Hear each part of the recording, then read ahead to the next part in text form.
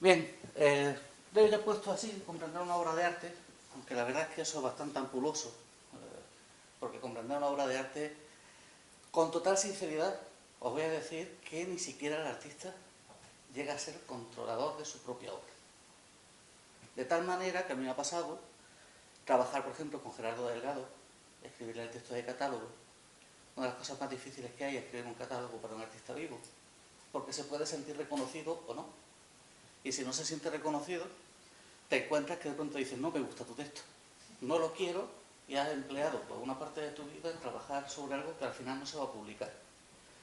Y cuando lo leyó, no solamente le gustó, sino que me dijo con toda sinceridad, esto no lo había pensado nunca, pero lleva razón. Y eso te dice que incluso al artista la obra se le escapa, porque hay un punto final de recepción de la obra, que somos nosotros. Nosotros completamos la obra artística con nuestra visión, con todo lo que nosotros conocemos de nuestras materias, porque esto es arte, asumido a letras. Si eres un científico puro, de matemáticas y de química, también puedes aportar cosas sobre el mundo del arte. No se queda ni muchísimo menos cortado meramente a esas que nosotros llamamos letras, ¿no? Aunque las letras también, la historia sobre todo, y fundamentalmente su comportamiento es científico. En fin, ¿qué es el arte? Venga, te pongo nota. Una forma de expresar lo que sentimos. Bien. Eso puede ser una... Belleza. Belleza puede ser, pero también puede ser otra cosa. No tiene por qué ser siempre belleza. Luego veremos cómo no. Pero la belleza está bien. Además, desde el punto de vista de la estética nace precisamente con esa intención. Saber conocer la belleza. Saber reconocer la belleza. Establecer los cánones de belleza. Pero claro, para eso evoluciona el tiempo y al final se establecen otros cánones y otras cosas. La comunicación es un lenguaje. Realmente es un lenguaje. Pero no es un lenguaje como el inglés o como el lenguaje de signos, sino que es un lenguaje particular de cada artista, con el que él se maneja, se siente a gusto y nos cuenta sus experiencias vitales y las experiencias del medio que le rodea, la sociedad, el tiempo en el que está inmerso. Por eso el arte nunca va a leer para atrás, nunca nos va a decir el arte cosas del pasado, siempre nos va a decir del momento en que se crea y a veces intuyendo el futuro. Kafka decía que el arte era un reloj perfectamente a punto, con 5 minutos de adelanto. Y esa quizás sea una de las mejores definiciones. ¿Cómo nos enfrentamos al arte?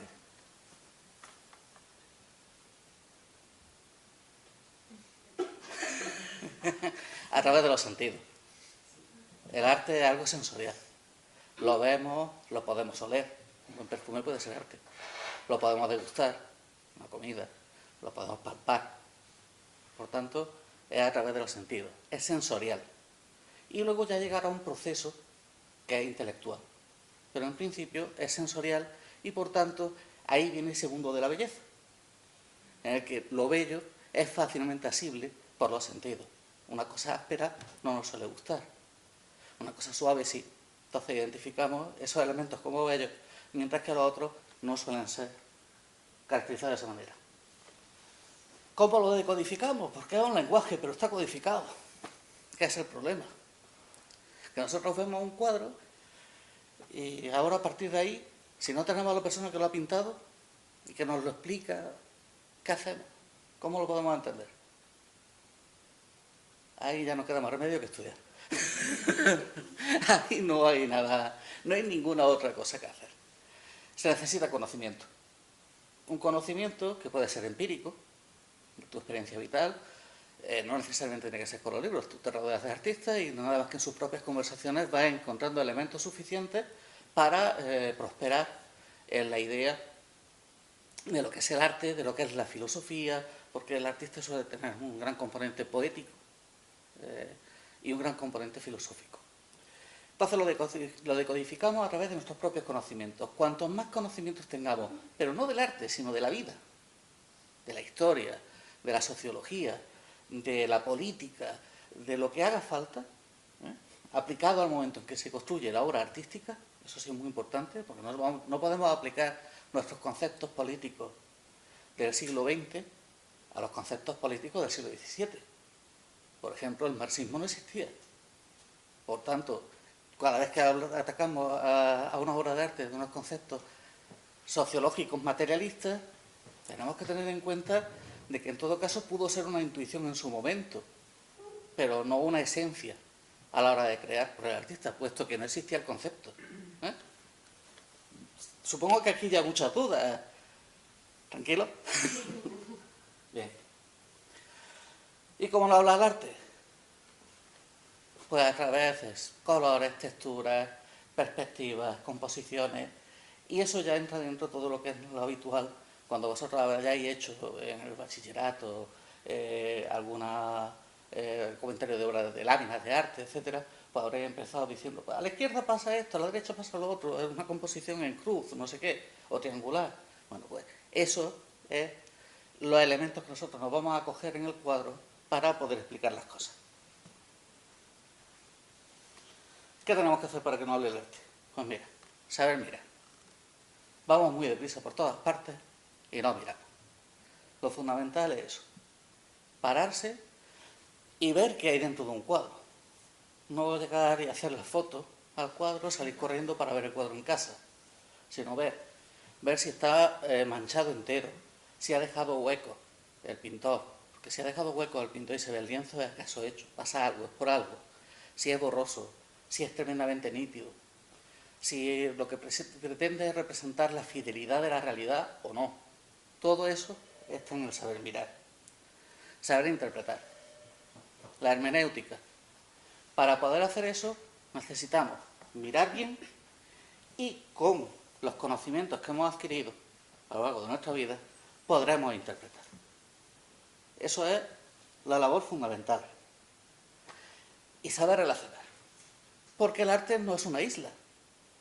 El arte, ya digo, que se produce en un instante preciso, en una sociedad precisa y en un mundo preciso.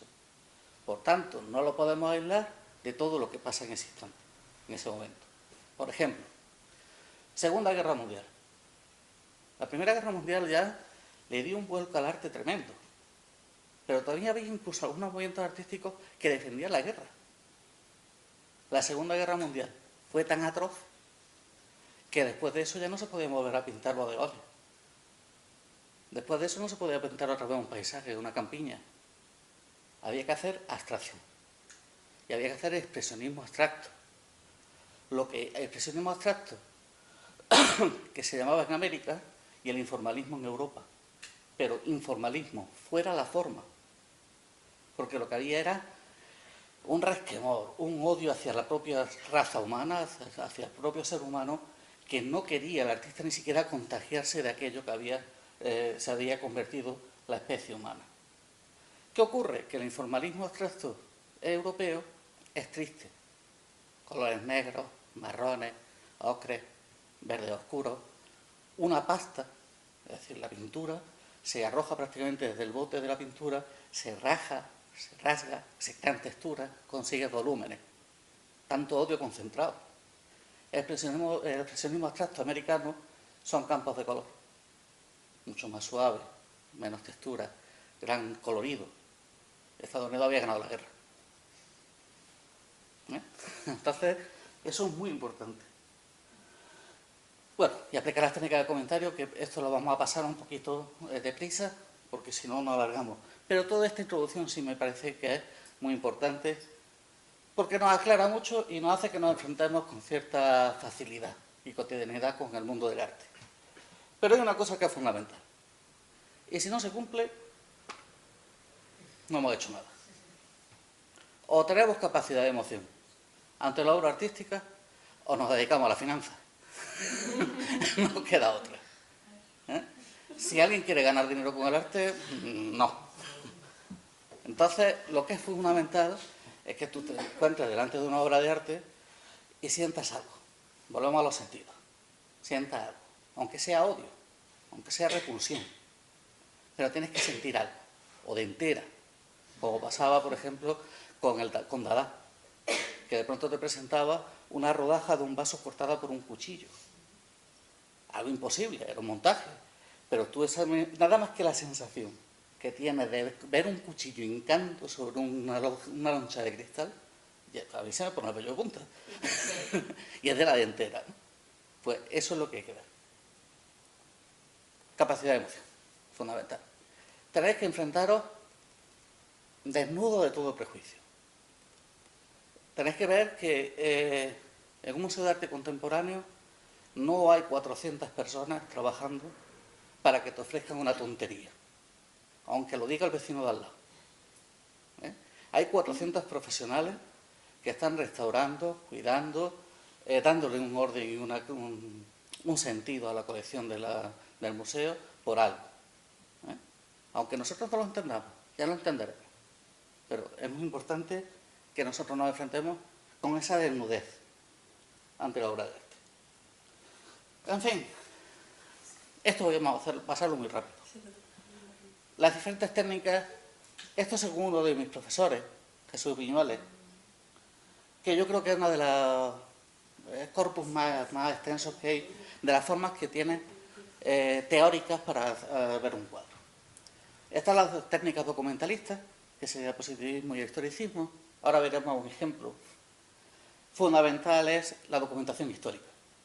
Cuándo se ha hecho, quién lo ha hecho, qué medidas tiene, con qué materia está hecho, qué representa en una primera lectura, luego veremos que hay más, cuándo se compró, cuánto costó, etcétera, etcétera. Prácticamente es la ficha de un museo.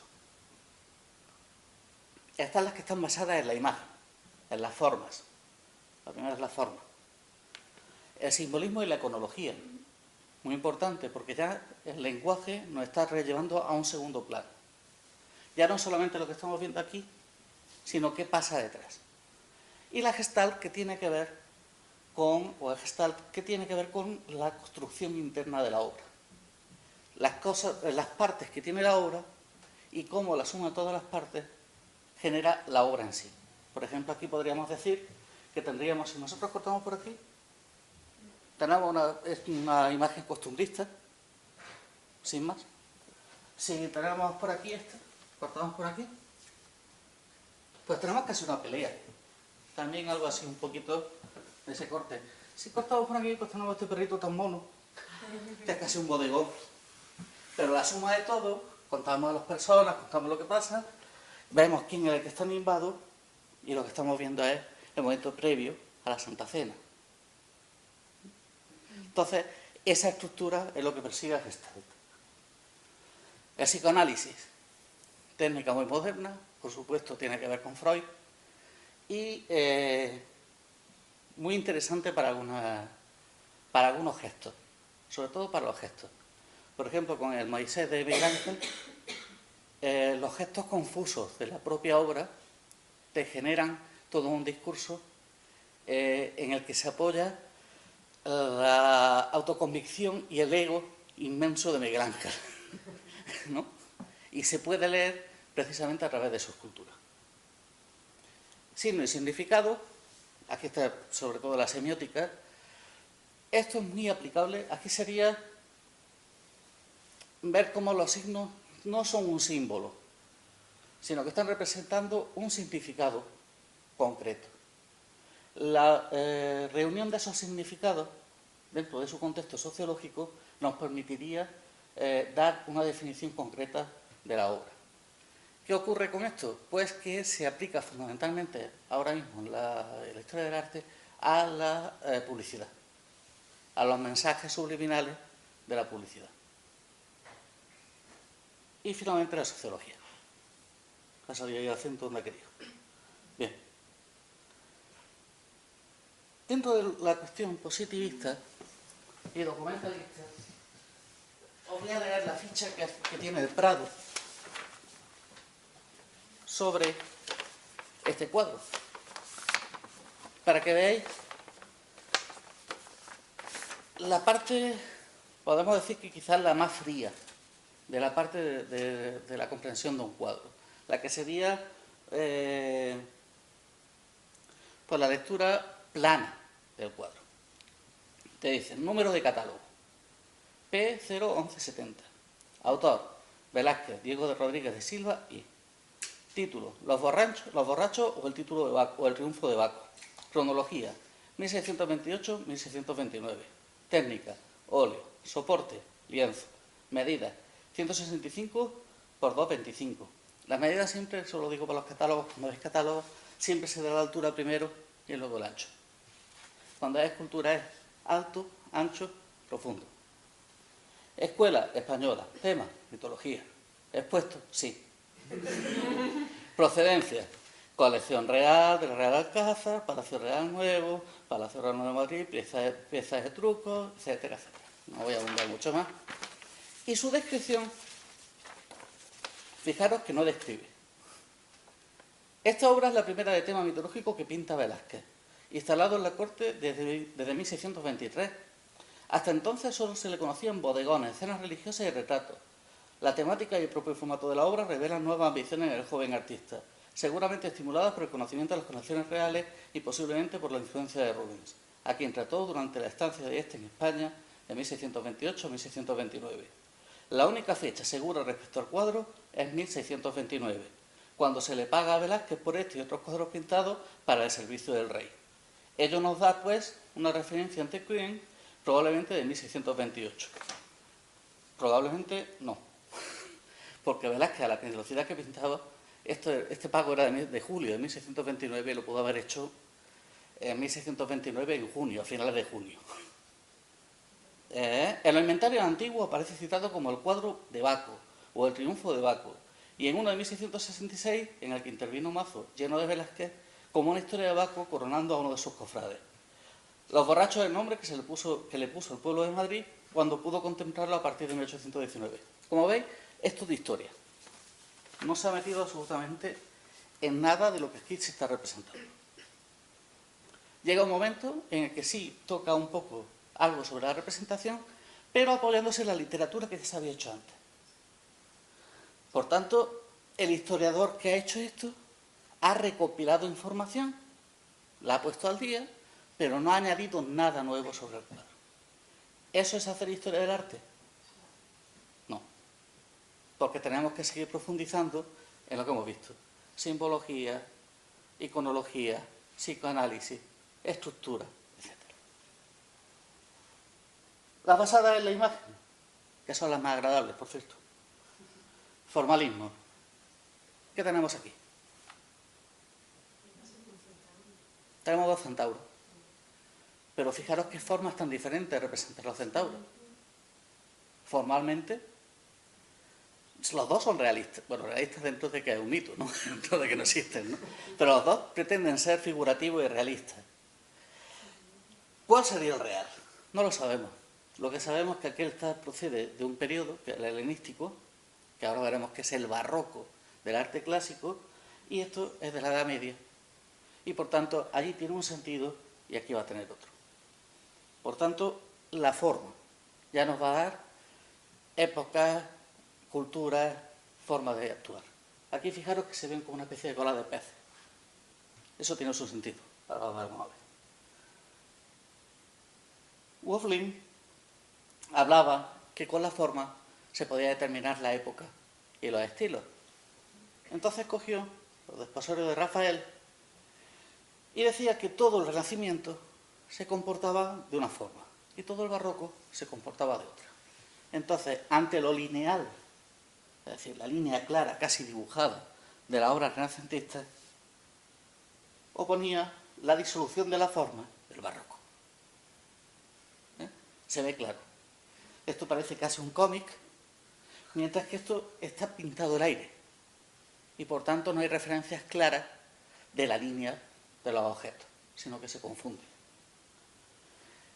El Renacimiento abre una ventana a algo que está ocurriendo, además aquí se nota muchísimo precisamente por el medio punto, y es como una instantánea fotográfica. Coge con claridad qué es lo que tenemos dentro. Mientras que el barroco crea su espacio. Si os fijáis, el tema principal, que es esta piedra, está transgredido porque todas las miradas se van fuera. No ha quedado ni un personaje que no esté preocupado de ver qué es lo que está pasando fuera. Por tanto, ya nos está sacando, somos parte de la obra. Aquí no. Aquí estamos viendo una foto del viaje de la boda. Es lo que estamos haciendo. La composición renacentista está cerrada. No ya solamente por el arco, sino porque todo se ajusta al tema central y todo se acomoda de tal forma que el eje fundamental es el momento de poner los anillos. La composición barroca, pues abierta. Ni siquiera se respeta la arquitectura. Allí está perfectamente encajada y aquí se corta. Los personajes van para afuera. Todo queda muchísimo más expandido. El Renacimiento es analítico. Cada uno de los personajes está perfectamente caracterizado. No hay dos rostros. Aunque sean ideales, no hay dos rostros que no tengan una significación propia. Mientras que en el barroco es sintético. Lo que importa es el tema. Aparecerán, por supuesto, los donantes, el personajillo este travieso, el autorretrato, todo ese tipo de cosas aparecerán. Pero lo importante es el tema. Todos están funcionando en orden al tema que van a trabajar. Absoluta claridad, oscuridad, bueno, no sale, pero es oscuridad relativa. No es por los tonos de color, sino por la facilidad del lenguaje de uno y porque el otro tienes que pensar y complicarte un poco más. Porque el barroco no es más que un estadio un poquito más intelectualizado sobre la obra de arte habitual, o renacentista o clásica. Focilón es el que determina los periodos del arte. Y aquí esto me interesa mucho porque dentro de lo formal es la demostración cuando se dice, no, es que me gusta mucho una virgen flamenca porque es que la tengo ahí y parece de verdad. Y es de verdad. Si la comparamos con una de Murillo, no se parecen absolutamente en nada. Y es lo que pasa con esto. Todos sabemos que esto es griego. Y esto también. Y esto también. Y esto también. Y fijaros de esto, que es casi egipcio, ese cobros con el pie adelantado, los brazos pegados a Laoconte. ¿Por qué? Pues porque pasa por un periodo arcaico de formación del estilo, un periodo clásico en el cual todo se estructura, se da la norma, el canon de belleza de ese momento, de esa moda, un periodo manierista en el que se le da movimiento, que empieza en Cándila, y un periodo excesivo, teatral, que es el que correspondería a esa especie de barroco que es el helenismo. Símbolo y iconología. Es lo que habíamos hablado antes. Las imágenes nos cuentan algo más. ¿Qué es lo que nos cuenta aquí? Porque aquí estamos viendo una que está muy clara. Nosotros vemos eso y ya sabemos que estamos hablando de un coche. No nos hace falta ver en la rueda. Ni de volante, ni nada, ¿no? Aunque no tengamos carnet de conducir, da igual. Pues igual pasa con este emblema. Una espada apuntando al corazón y unas palabras que dice el mande o manda. El corazón manda. Es una divisa de honor de una gran familia. De esa manera demuestra su valía, su importancia, su prestigio. Por tanto, cada vez que nosotros veamos esto, sabemos que estamos hablando de los Granada Venegas. Lo veamos aquí, en Guadalajara o en Francia. Vemos esto, sabemos que son unos descendientes de la corona real nazarí, entroncados con cristianos. Aquí está claro, panes y peces, cristianismo, paleocristiano, en este caso. Volvemos a tener otra vez a nuestro personaje, a nuestro centauro. Está con un arco tensado, puesto a disparar, por tanto sería muy fácil decir que tiene que ver con Sagitario. Pero estas colas de pescado que tenemos por aquí, que es el resto del capitel, son sirenas. Entonces, lo que estamos metiéndonos es en el mundo mitológico, casi ya ni mitológico, sino de las imágenes creadas ex profeso para explicar ciertos misterios dentro de la Edad Media. Y uno de ellos es la sirena como la perversión. La sirena es un ser híbrido que tiene cuerpo de mujer la parte de arriba, en la Edad Media, en la antigua Grecia no era así, pero en la Edad Media sí, y la parte de abajo es una cola. Y por tanto está enseñando sus atributos y por tanto es un símbolo de perdición, de perversión absoluta. Pero es que los centauros, que también son seres híbridos y que están además armados y están en actitud belicosa, rodeados de toda esa perversión, lo que están haciendo es atacar a las tropas cristianas en plena reconquista. No veremos centauros de estos en Francia, aunque el románico esté en Francia, ni en Italia, ni en ningún otro sitio. Solamente los vamos a ver en Castilla. Y esa es su idea. Bueno, aquí tenemos una escultura clásica, siglo IV a.C., por tanto no puede ser el buen pastor, sino que ser el Doríforo, pero es una iconografía que luego la religión cristiana la va a tomar, como el buen pastor, que lleva en su hombro la carga del cordero, en este caso un torillo, un ternero. Y esta última, que es de Silos, que a mí me encanta, que es una escena totalmente espiritual, aunque aquí lo que vemos sean plumas, muchas plumas. Si nos fijamos, aquí es un flamenco, con sus grandes patas, y vemos la cabeza que está mordisqueándose las patas. Y está mordisqueándose las patas porque es lo único que mantiene al flamenco pegado a la tierra. Es un espíritu libre que quiere volar y es capaz de mutilarse las patas para ascender. Por tanto, tenemos escenas militares que nos cuentan el desarrollo de una guerra, pero también la mística, la escolástica de la Edad Media. Esto es Masata. Masata es una ciudad de la zona de Turquía, de la actual Turquía, de periodo Omeya, en el que la muralla, toda la muralla, esto es la muralla, la parte de afuera de la muralla, toda la muralla está tallada. Y hay unos fragmentos, es musulmana, eso es muy importante, porque hay unos fragmentos en los que aparece todo un repertorio de pájaros, de personas. Siempre estamos con la idea de que el Islam no permite representar seres animados. Aquí lo tiene, y estamos en el origen del Islam. Aquí hay un grifo y aquí hay otro centauro. Aquí hay pájaros. Solamente no hay decoración animada en la parte de la muralla que roza con la parte de la mezquita. Allí la decoración es totalmente vegetal, pero en el resto sí hay decoración animada. Ahora bien, la cuestión es, ¿tiene el mismo sentido este centauro, aunque sea contemporáneo, que el otro centauro? Pues probablemente no. Por eso nos tenemos que ver metidos dentro del mundo social en el que se ha producido, para poderlo entender. Como yo en este periodo no soy especialista, no me atrevo a hacer ninguna alusión a él. Aquí tenemos los elementos. Vulcano con el fuego, Eolo con el viento, Neptuno con el agua y Anteo la tierra. Esto está sacado de las dovelas de la puerta principal de la capilla del Condestable, de Úbeda.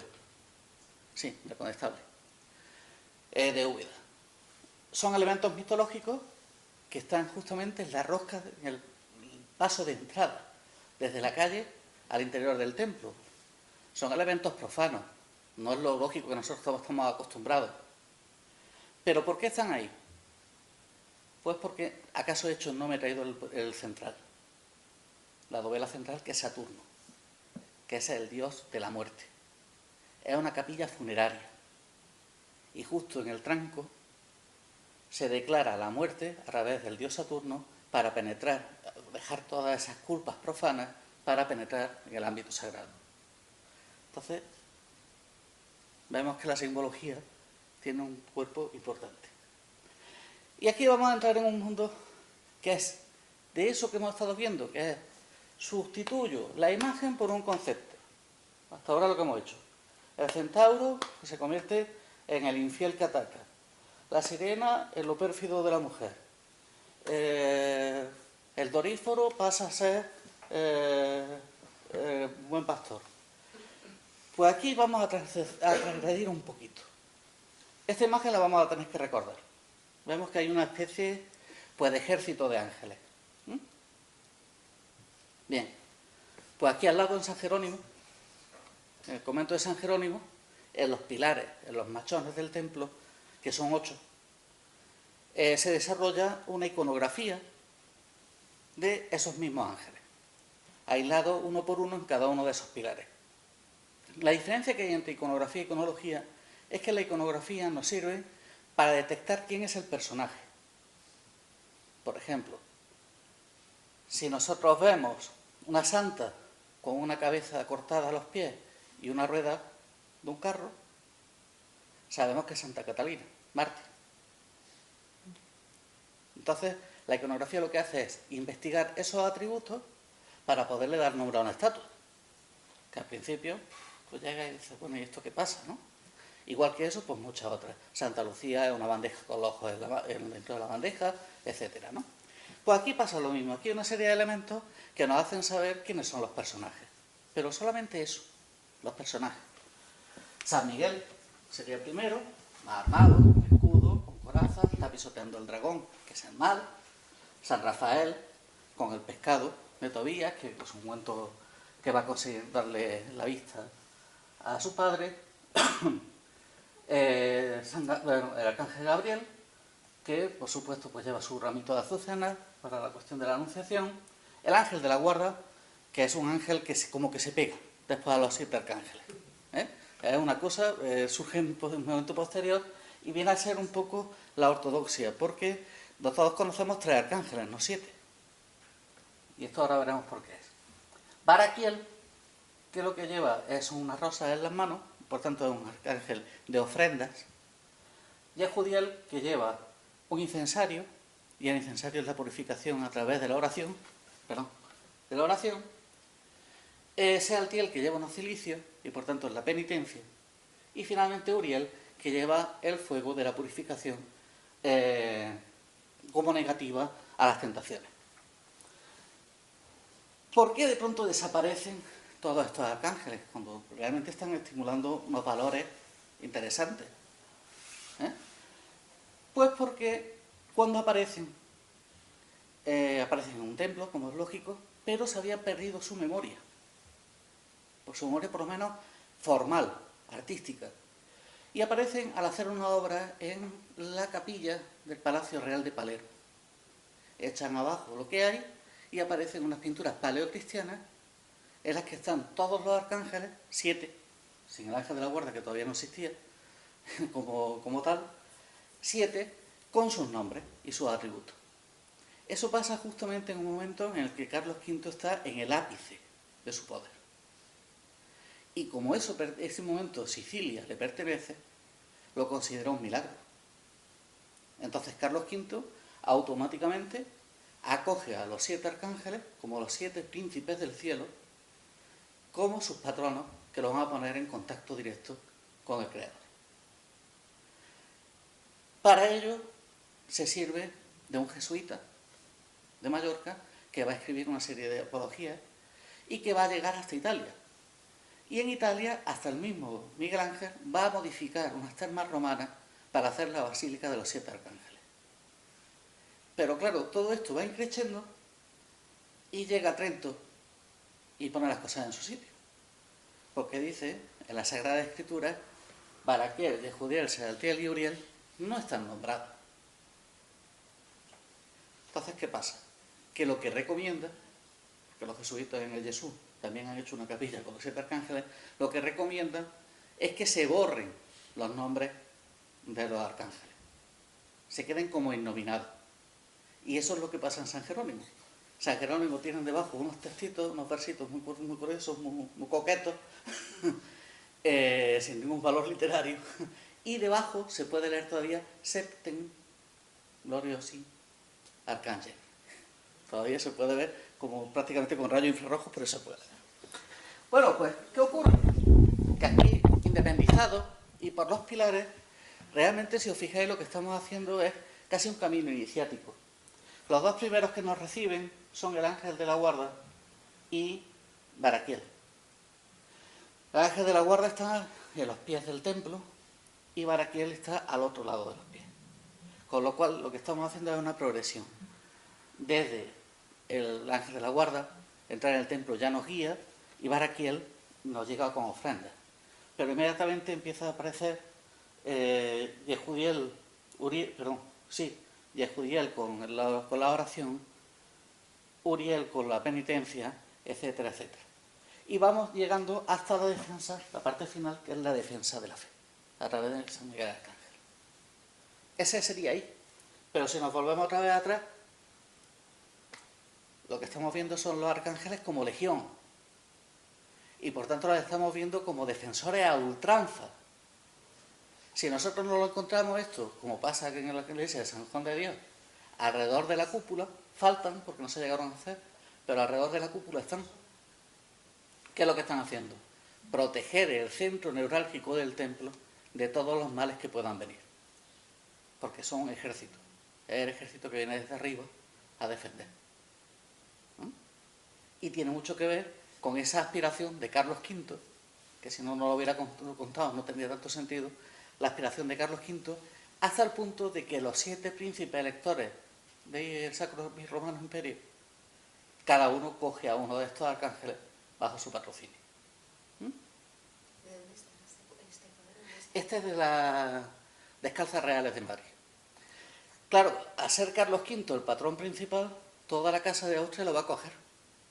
Entonces, en España hay varios ciclos de este tipo.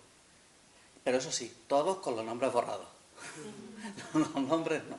En algunos, pues bueno, se ha mantenido, como este que es un lienzo de Manzoni, de un italiano, que sí lo tiene aquí, los nombres, pero habitualmente con los nombres borrados. Pues claro, entonces si estamos ya hablando de cosas de este tipo, ¿qué pasa con los borrachos? ¿Nos quedamos con lo que habíamos hablado?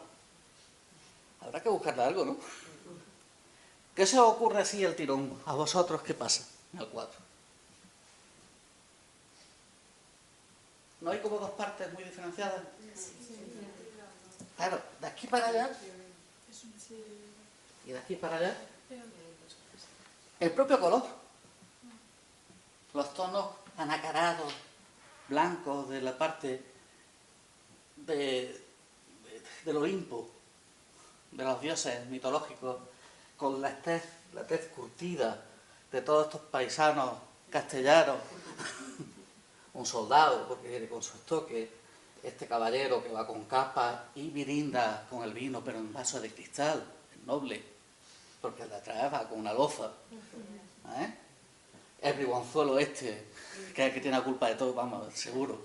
El embozado que está llegando y no sabemos quién es, pero que este perfil embozado en la capa nos recuerda mucho a los propios filósofos que pintó Velázquez, a los Esopos y demás, ¿no? Y este personaje entregado con el cuerpo, un poco el caballero de la mano en el pecho. Vemos que realmente hay una crítica a la sociedad de la época. Y está aquí toda pegada, todos los personajes. Al otro lado está la fantasía. Al otro lado está, bueno, pues el mito, la parte mitológica, el triunfo de Baco. ¿Cómo se caracteriza el triunfo de Baco? Bueno, pues que pasa a ser un dios totalmente respetado hasta el punto de que el militar se arrodilla ante él para que sea coronado con la parra. Pero esta parra tiene justamente en el eje de abajo la jarra de vino y una patena. ¿Y no tiene esto un punto en el que nos recuerda una coronación de espinas y una figuración sobre el cuerpo y la sangre de Cristo? Con lo cual, sí estamos tocando un tema mitológico, pero también estamos haciendo guiños para que el cuadro pueda ser admitido en sociedad. Hemos visto que medía 160 y algo de alto por 2 y pico de ancho. Con ese tamaño, ¿dónde puede estar ese cuadro? ¿En una casa particular? ¿En una iglesia con el tema este? Ya sabemos, es que muchas veces parece una tontería, pero las medidas sirven para algo. Todos nos las saltamos en los catálogos, pero te dicen si es un cuadro doméstico o que es el Palacio Real. Es un cuadro de historia mitológica, por tanto, historia aleccionadora siempre, que va a ocupar una de las salas principales del Alcázar de Madrid. Si te fijas, primer plano, se lo lleva en esta mitad, además simplemente por diferencias de color, se lo lleva el personaje de Baco. Es un Baco que se parece mucho al de Caravaggio, pero se está yendo del cuadro. Este señor que está siendo coronado estará muy orgulloso de ser coronado, pero Baco está en otra cosa. Y este personaje está mirándola con esto con una contemplación casi como de cachondeo, ¿no?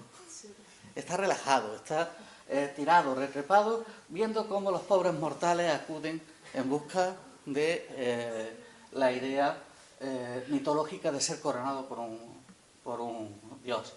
Y este personaje lo tenemos como contrapunto.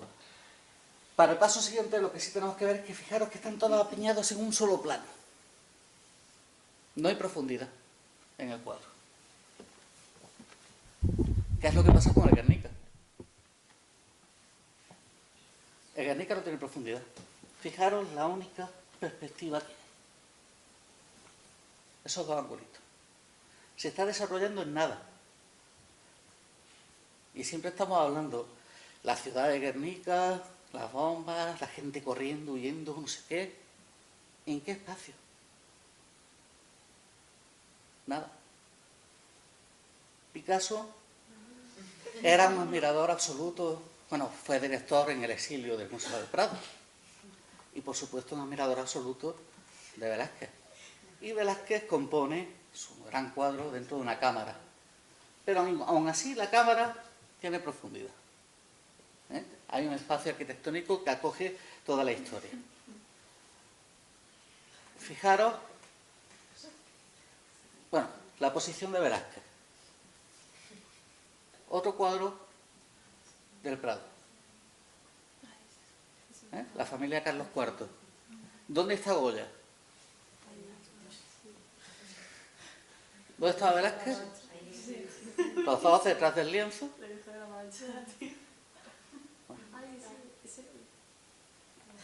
En esa posición, ¿qué hay?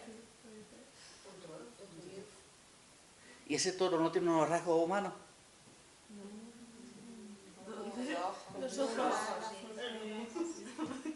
Casi tiene barba también.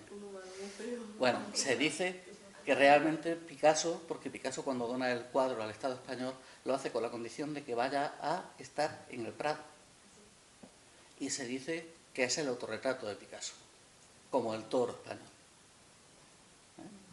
Y ese juego es lo que hace que cuando vuelve el cuadro a España no se lleva a ningún museo de arte contemporáneo ni nada, sino que se meta en el Casón del Buen Retiro. Y luego ya con el paso del tiempo se traslada a Reina Sofía, que es donde no tenía que estar el cuadro. Pero bueno, porque él pretende crear un cuadro de la magnitud de Velázquez y de Goya. Pues bien, el espacio es muy similar a este. Este es el descendimiento de Roger van der Weyden. Y el espacio, fijaros el que es. Sí, ahí hay una copia antigua. Ahí hay una copia antigua. Pues bien, este cuadro de Roger van der Weyden, que es una joya, la joya del momento flamenco, lo que hace es crear en dos dimensiones lo que eran los retablos conmemorativos habituales en Flandes, que eran en escultura. Entonces se hacían, los gremios lo iban encargando, el gremio de cirujanos, el gremio de bombarderos, etcétera, etcétera. Y en este caso es el gremio de ballesteros de Lovaina el que le encarga el cuadro. Y aparte de tener ciertas cuestiones, cosas formales que nos hacen recordar la ballesta, como por ejemplo el arqueo de los brazos del Cristo, con el cuerpo, e incluso el eco en los brazos de la Virgen. Aparte de eso, como el gremio de ballesteros de Lovaina no tiene dinero, no puede pagar a un escultor, no puede hacer esa caja de retablo, se lo encarga a un pintor. Y pinta esta historia en esa perspectiva de profundidad. Que nos vuelve a recordar mucho a la perspectiva de profundidad del Guernica de Picasso. Esto en el fondo es un escenario. Es la caja de un escenario. Lo que tenemos tenemos un telón.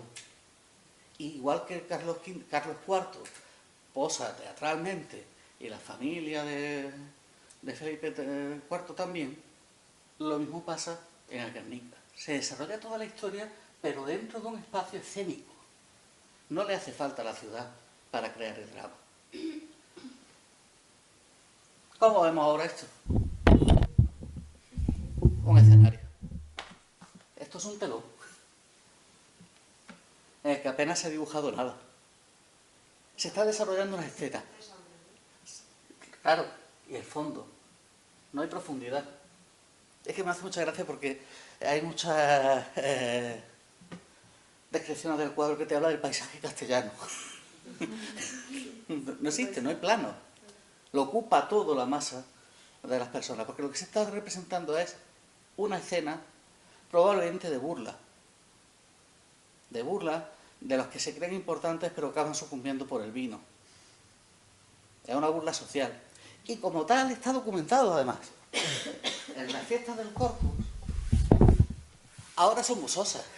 Y a mí me hubiera encantado vivir las fiestas del Corpus del 17 y del 18. Porque las fiestas del Corpus del 17 y del 18 eran el teatro en la calle. Bajaban carrozas y en esas carrozas se hacían pequeños cuadros alegóricos. Y uno de los cuadros alegóricos era eso, el triunfo de Baco.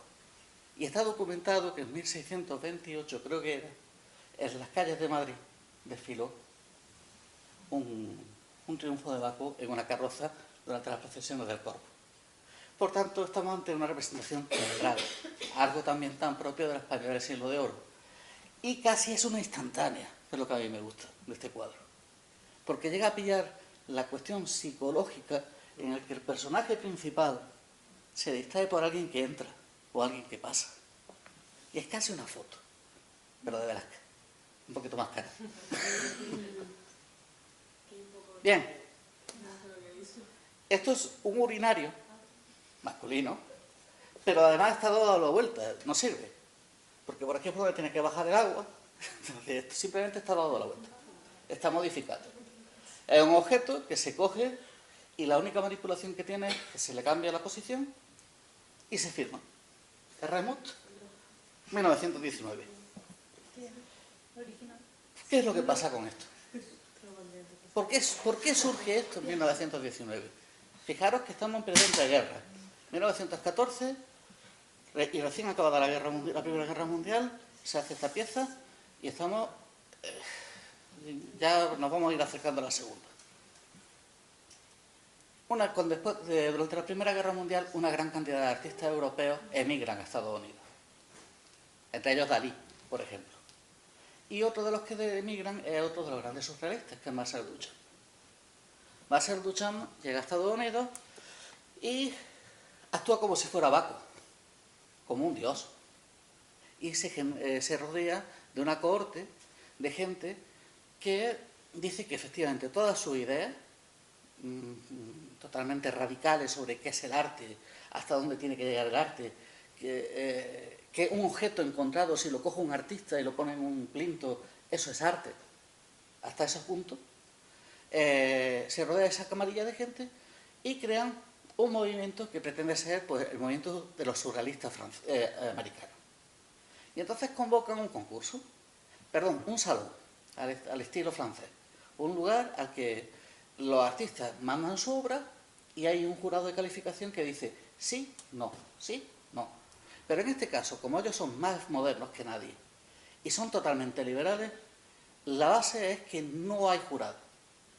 Todo aquello que esté presentado por una persona que diga ser artista debe ser admitido. Y entonces llega esto.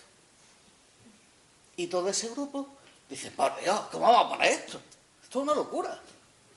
Esto es una falta de vergüenza, esto es algo atroz. Y entonces sale Duchamp y me dice, el Remut soy yo. Es decir, sois tan falsos que estáis diciendo unas cosas, estáis admirando mi arte, y yo he hecho esto, y ahora, porque no lo he firmado yo, no es arte.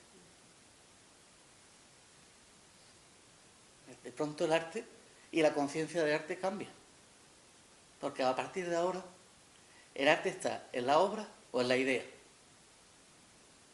Y entonces surge el arte conceptual. El que lo importante es qué cuenta la obra.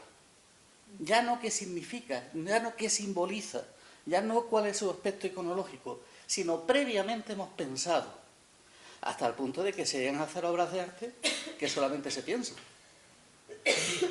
como la transmisión de ondas telegráficas, que es una obra de arte que se produce en Francia. De una esquina a otra de una azotea se produce una transmisión de ondas. ¿La hemos visto? La podemos, es un acto de fe. Pues bien, ¿qué pasa con esto? Que obviamente yo considero que es una obra de arte para un museo, porque cambia la forma de ver el arte a partir de ese momento. Pero en mi salón no lo tendría. ¿Eh? Y si lo tuviera en algún sitio, lo tendría donde tiene que estar y puesto bien, ¿no? Y la firma me daría lo igual. Pues que esto va a hacer que ese arte conceptual vaya evolucionando, se vayan cogiendo piezas, se vayan utilizando artesanos para que le den buena factura a las piezas y la idea del artista sea suficiente para generar obras de arte. De tal manera que podemos encontrarnos piezas tan poéticas como esta, de Soledad de Sevilla.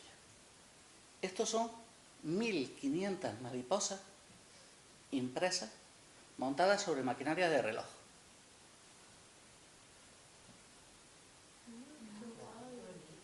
Por tanto, no hacen nada más que dar vueltas.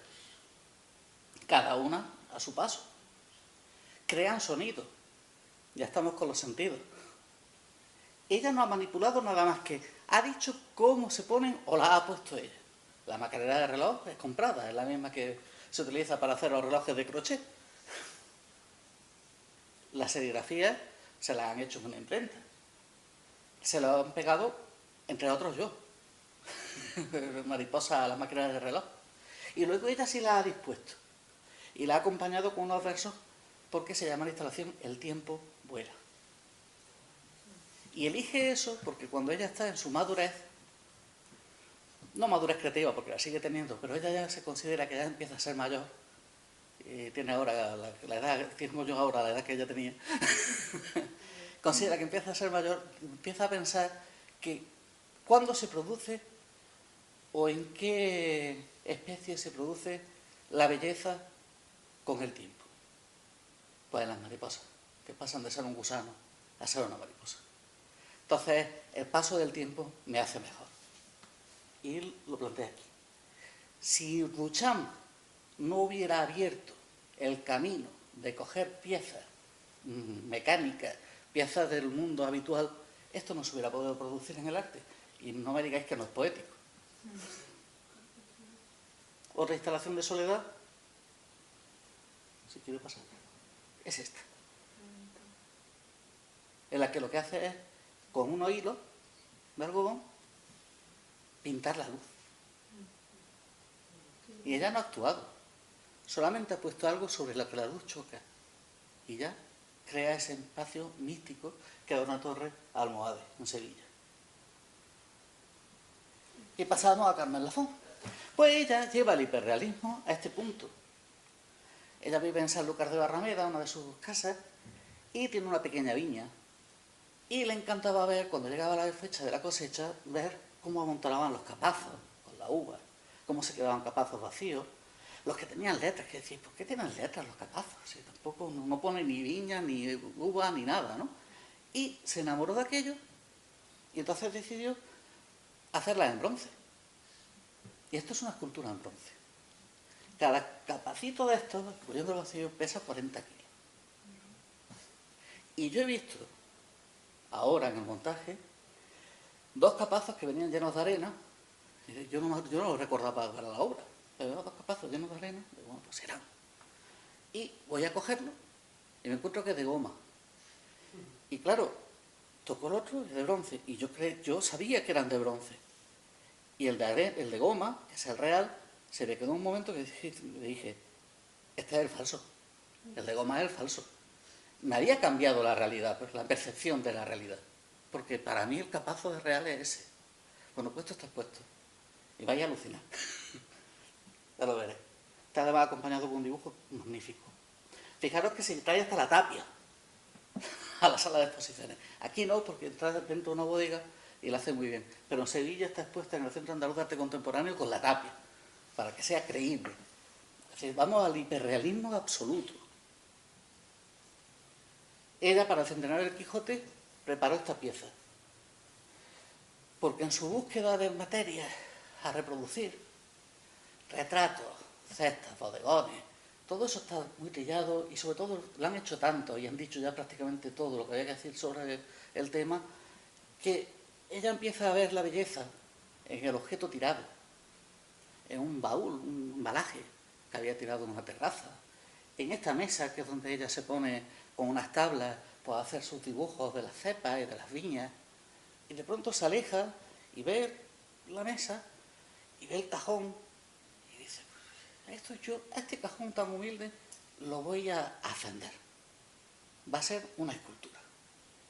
Y entonces hace en barro, modela cajones, libros, todo, los pasa a cera y de ahí saca los moldes para el bronce. Y todo esto es bronce. Pero hasta el punto esta foto es muy mala, está hecha con el móvil en mitad de la iluminación. Cuando vayáis, esta pieza, están las páginas después pintadas al óleo y se puede leer. Aquí debajo, en ese cajoncito, asoma un libro y de ese libro tiene el filo con pan de oro y de ahí cae el cordón que nos sirve de separapáginas. Es como un instante encapsulado que ella ha creado en bronce. Es más, esto que asoma por aquí detrás es el banquillo para sentarse cuando estaba cansado. Y el banquillo sigue siendo en bronce. Le das una patada y te haces polvo. Y te crees que es de madera. Su banco de trabajo. Ella cuando se va a pintar sus tierras, sus cepas, pues tiene una viga entre dos borriquetas y allí pues pone el bote con los disolventes, donde mezcla las pinturas, las cosas. Esta es la mano de ella. Y su banco de trabajo, si le ha servido ya 30 años, se merece el hombre que lo ascendamos y convertirlo en escultura. Y ya coge, y las borriquetas son unas borriquetas, y la viga es una viga. Esto todavía sigue siendo manipulado, sigue siendo una pieza en barro y modelada, etcétera, etcétera, hasta llegar a esto. Pero el plato es el plato, y la brocha es la brocha, no hay más. 86 años, sí, ya es la última. 86 años, repito. Es capaz de atreverse a hacer esto en la Fundación Rodríguez Acosta. Meter una cuba industrial donde se echan la uva. No ha hecho nada más que cortarla para que quepa. Y después unos soldadores la han vuelto a instalar. Ha pintado, que no lo ha pintado ella, de blanco esto para destacar un poco más. Ha metido unos haces de sarmiento y ha hecho uno confundido entre todos los demás en bronce. El lirismo de traerse ya la pieza original, industrial, al nivel de escultura, no hubiera sido posible sin el retrete, sin el binario de Muth y sobre todo sin esa apreciación absoluta por la realidad de Carmen Lafón, que te vaya a decir, ¿para qué si ya está hecha? Yo solamente intervengo, hago un sarmiento en bronce. En fin, y hasta aquí era el latazo que os he dado.